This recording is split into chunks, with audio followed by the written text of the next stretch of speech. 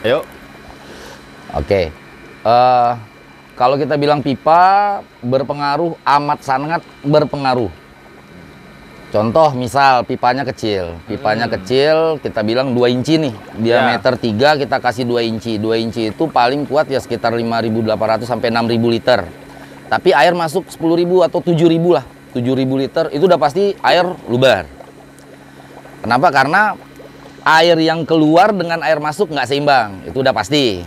Nah, pipanya besar, air masuknya kecil, itu berpengaruh. Kotoran nggak kesedot.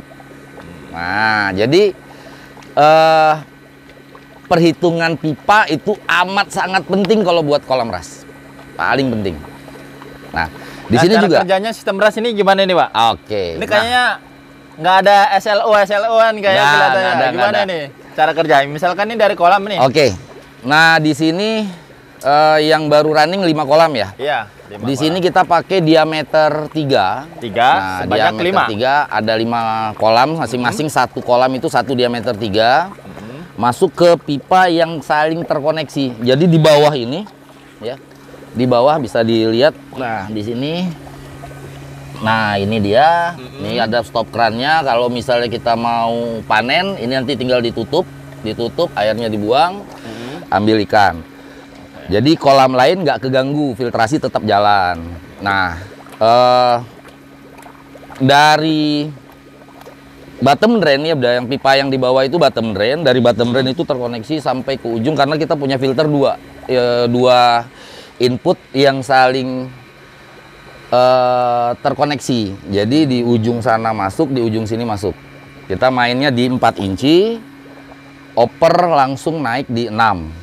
Berarti Nah, 4 inci 4 inci masuk pipa. ke 6 yang untuk naik ke atas. Nah, di sini kemarin itu kan media tanam. Nah, hari ini memang kebetulan saya lagi di Jawa Barat, jadi sekalian showing, pengen lihat hasil yang udah dibuat sama owner seperti apa. Ternyata kemarin tadi saya lihat itu ketinggian air di media tanam dengan air di sedimen itu lebih dari 5 cm selisihnya.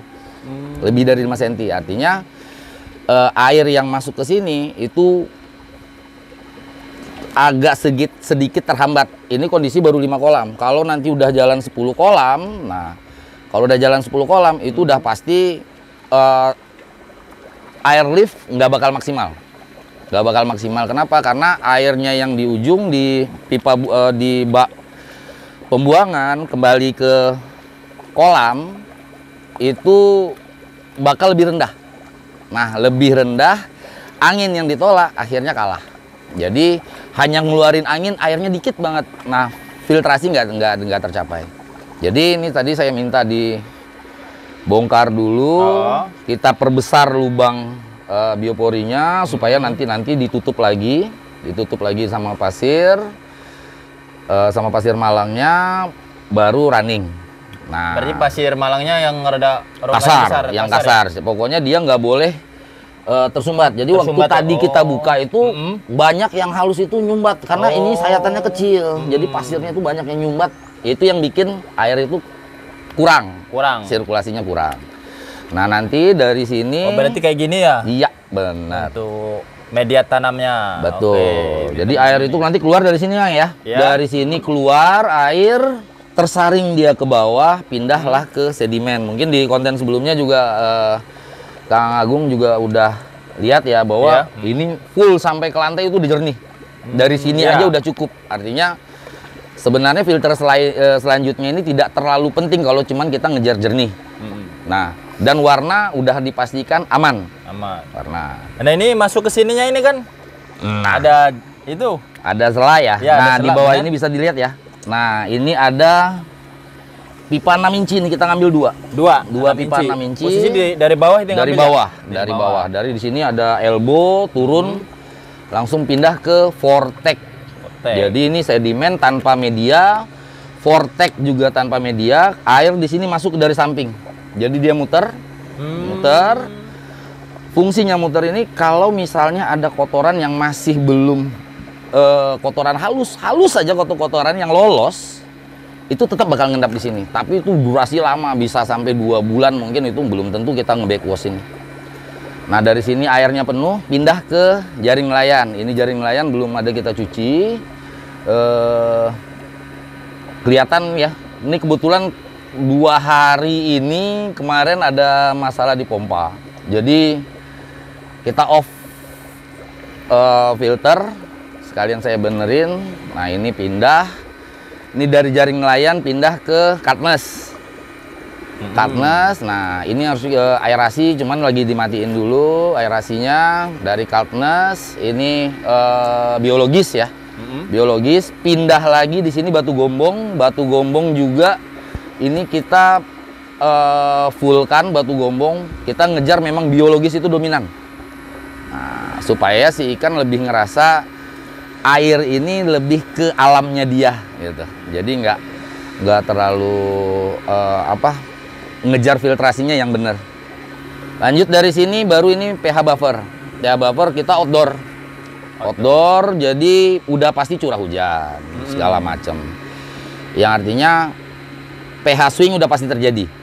Jadi tiba-tiba pH-nya drop segala macam. Nah, inilah fungsinya dia. Media bak kimia sekaligus nanti output. Nah di sini dia nih, air itu dari sini 6 inci keluar kembali Ke sini. Nah ini baru kebagi ke kiri dan kanan. Ya. Nah barulah ditembakkan kembali ke kolam. Ini berarti yang 4 inci. Ini 4 inci, 4 ini inci. 6 inci. Nah, habis itu, nah ini pipa berapa ini? Nah Katanya ngaruh, kan? ini pipa 3 inci, tapi inputnya ada dari 2 inci. Dari 2 inci. Jadi kita ngejar flow-nya ini kebetulan memang diminta untuk satu kolam itu 2 airlift, nggak ada masalah. Nah, kalau airlift sendiri diffusernya ini banyak sih di YouTube untuk tutorial pembuatan. Cuman kita sedikit memodifikasi di dalamnya itu supaya flow-nya dia lebih besar gitu. Ini Karena namanya di gede. airlift. Iya, diffuser temen-temen diffuser airlift. Airlift itu artinya udara yang ditembakkan itu mengangkat air. Jadi airnya itu udara, lift mengangkat. Nah, ini nembak ya. Berarti Nembak. tanpa menggunakan pompa ya? Tanpa pompa, kita nggak pakai pompa.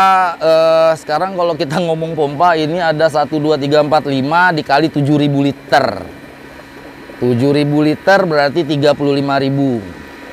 Pompa yang mau kita pakai untuk sebanyak ini berarti ngambil pompa ya minimal berarti sekitar 3.000 liter. 30.000 liter maaf. 30.000 liter untuk 35.000 liter kolam. Nah itu wattnya juga udah lumayan. Wattnya udah lumayan. Bayangin nanti kalau udah 10 kayaknya nggak tercapai dan pasti nambah juga oksigen lagi aerasi. Walau udah pakai pompa, pakai aerator lagi. Watt lagi nggak kuat kita. Jadi satu mesin cukup, gagas untuk semuanya. Berarti ini yang penyuplai oksigennya, betul, anginnya ini dari teman-teman. sini. Tuh.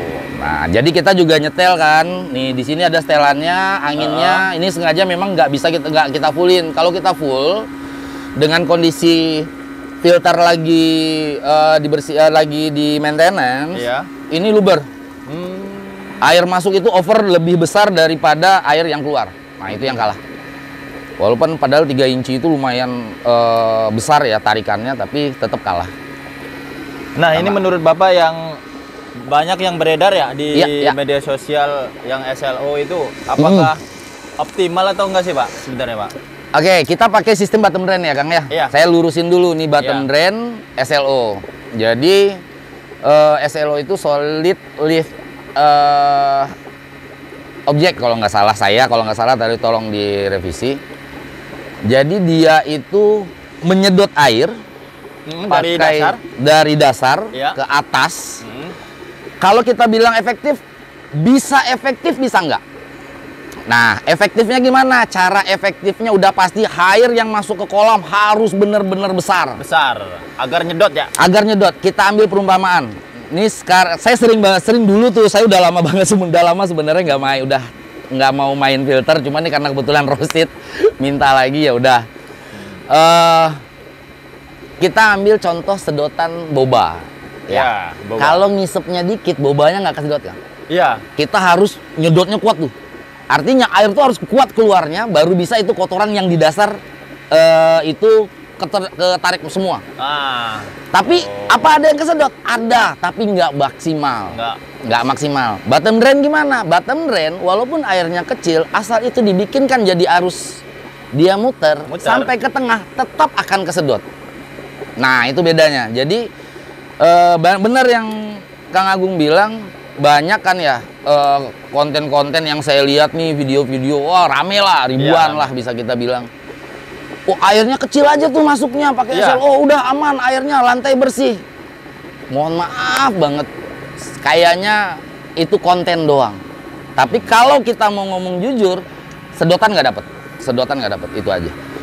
Nah kalau bottom drain, sangat saya rekomendasi bottom drain sistemnya. Jadi kalau mau tetap pakai SLO boleh, perbesar air masuk, wajib besar. Kalau nggak besar nggak akan kesedot. Itu penting. Itu teman-teman. Nah, itu kan tergantung selera ya jatuhnya ya. Benar. Nah, itu.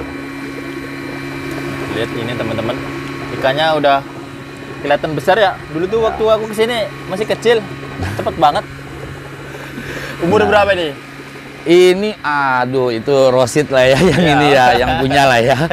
Karena ini juga posisi ya saya bilang tadi 2 hari mati gara-gara ada korsleting di listrik. Angin yang nggak dapet kemarin itu cuman selama 2 hari ini kita hanya supply pakai LP 200, hanya aerasi aja.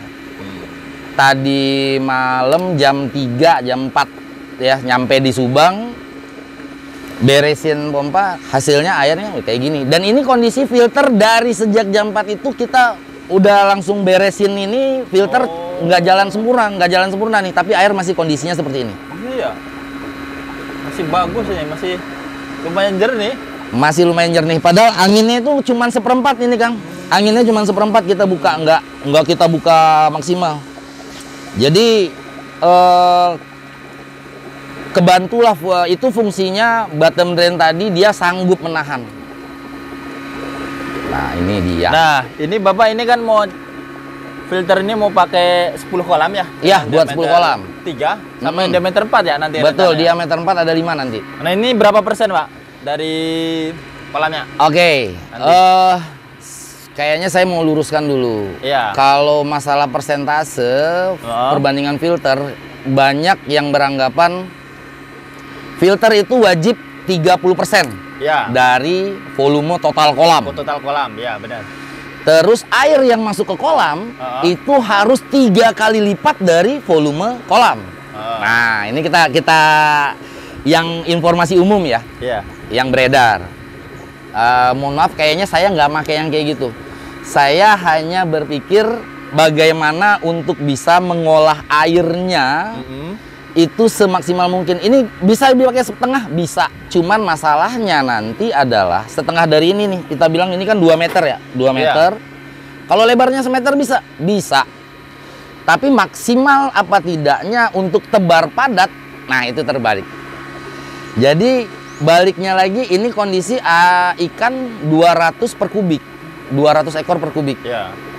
Kalau misalnya kita mau nebarnya itu 100, ya nggak ada masalah, karena pengolahannya nanti dari bakteri yang hidup di biologi segala macam, nah itu memang kita butuh besar.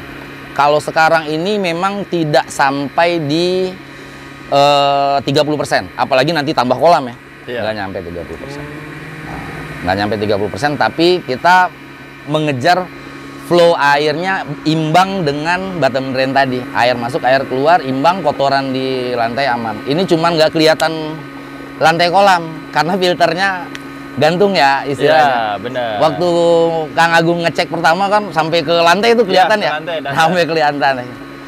Nah yang kayak gitu tuh itu yang harus kita sama-sama belajar lah, bahwa mungkin banyak orang-orang sekarang pengen nyoba.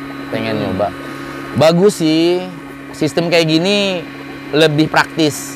Tapi kalau yang harus nyuci, kita apalagi misalnya cuman buat iseng-iseng belakang rumah punya 2-3 kolam, tapi tiap hari atau seminggu 2-3 kali nyuci, itu namanya bikin kerjaan bukan hobi jadinya ya.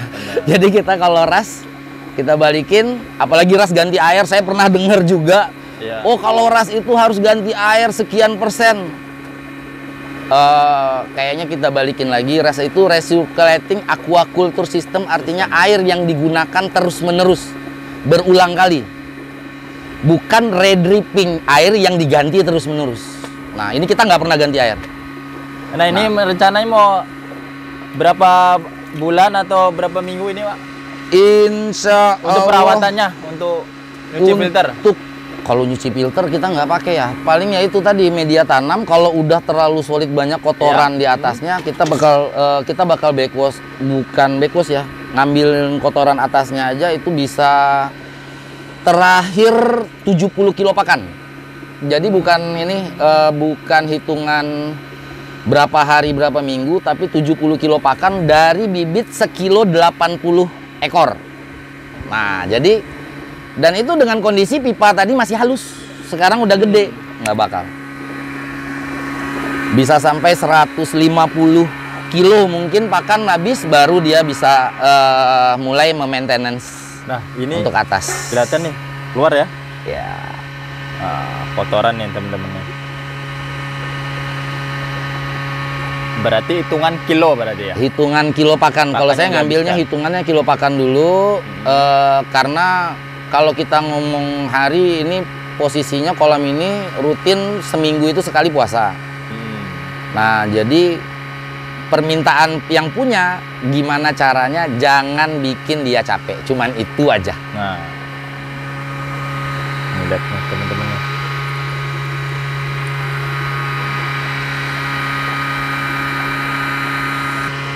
Nah, ini media tanam ini fungsinya apa, Pak? Pertama ini. Ya kalau dibilang media tanam sebenarnya memang full untuk nanam ya, kalau kita mau ada tambahan sayur-sayuran segala macam. Tapi bagi saya di sini sebenarnya ada sistem tersembunyi. Ini saya bukain aja di Agung Official ya. Iya. Di saat filtrasi berjalan, air itu selalu punya kandungan gas. Nah, gas itu dia dari karbon dioksida, oksigen, nitrogen, dan segala macamnya itu ada di dalam air. Nah, kondisi media tanam ini saat air mulai dari atas dan tersaring ke bawah sedikit banyaknya, dan bahkan saya bilang itu dominan, gas itu banyak tersaring. Jadi mulai banyak lepas di udara. Hasil saringan yang masuk ke sedimen itu udah minim gas. Baru kita di media cutness kita push angin aerator kuat untuk menghidupkan bakteri-bakteri baik yang ada di media biologis. Nah, itu intinya. Jadi udah lebih dominan oksigen di dalam. Nitrogen, karbon dioksida itu udah mungkin masih ada tapi minim. Lanjut nanti supaya air itu masuk semua ke kolam aman. Nah, terbuktinya apa? Dengan kondisi tebar padat kayak gini, 2 hari kemarin saat trouble di mesin, kita hanya pakai aerator LP200 untuk 5 kolam. Jadi satu kolam itu 1 titik. Mungkin bisa kurang lebih ya setara LP40, LP50 lah. 1 kolam, tapi dengan tebar padat kayak gini, harusnya sih udah dominan mati ya. Harusnya. Cuman karena pengolahan kita dari awal itu kondisi oksigennya bagus, alhamdulillah. Kematian ada selama ya namanya 2 hari ya. Iya. Kematian ada itu kalau nggak salah sekitar 6 ekoran kalau nggak salah. Sangat minim banget ya. Minim banget, dan itu juga yang ukurannya kecil, mungkin karena kalah dia ya. Jadi kecil ukurannya, itu yang mati ikannya. Yang selebihnya ya bisa dilihat kayak sekarang posisinya lincah aja sih, nggak ada masalah. Iya. Kita butuhnya ikannya lincah, lahap makan udah cukup. Berarti kalau nggak didorong, berarti air posisi di mana, Pak? Kalau nggak didorong, posisi ketinggian air kolam dan air filter itu seimbang. Posisinya nanti, kalau ini pompa mati ya. Kalau ini pompa mati, boleh di sini Kang ya. Ini posisi agak tinggi. Air itu bakal di bawah pipa masuk. Pertengahan apa? Di pertengahan. Jadi pas batas airnya. Kalau dilihat Nah, ini karena belum diolah ya, yang bagian Iya. ini belum diolah, jadi selisih air itu lebih dari 5 cm, 7 cm lebih malah ini. Beda ketinggiannya. Nah, kalau dia udah air dimatikan, itu balance semua. Air itu posisinya ya sekitar sinilah. Air itu. Di elbow-nya dia posisinya. Jadi ditolak angin baru dia ngedorong lagi. Gitu. Oke, terima kasih Pak udah Oke. mau berbincang-bincang. Ini sangat bermanfaat ini bagi teman-teman yang pengen budidaya sistem beras Amin. dengan hemat. Katanya listrik juga 250 katanya. sebulan. Ya, listriknya hemat banget. Hemat banget tuh Hemat banget, aerator itu 250. kan ya. Karena mesinnya cuma satu, ya itu Satu. saya bilang tadi. Kalau kita pakai pompa, ya jujur-jujur aja Iya. listriknya udah berapa. Heeh. Terus tetap pakai aerator lagi ya. Iya. Buat apa ya kita punya aerator, ya aeratornya aja deh sekalian. Aerator yang ngantar air, aerator yang ngantar angin, udah selesai. Wah, itu sangat berguna. Yang Sangat- praktis ya. yang dorong, yang ngasih aerasi. Mantap, mantap. Oke, terima Ah. kasih Pak Oke, mau meluangkan ilmunya ini, nge-share. Oke, sama-sama. sekian. Terima kasih, salam perikanan.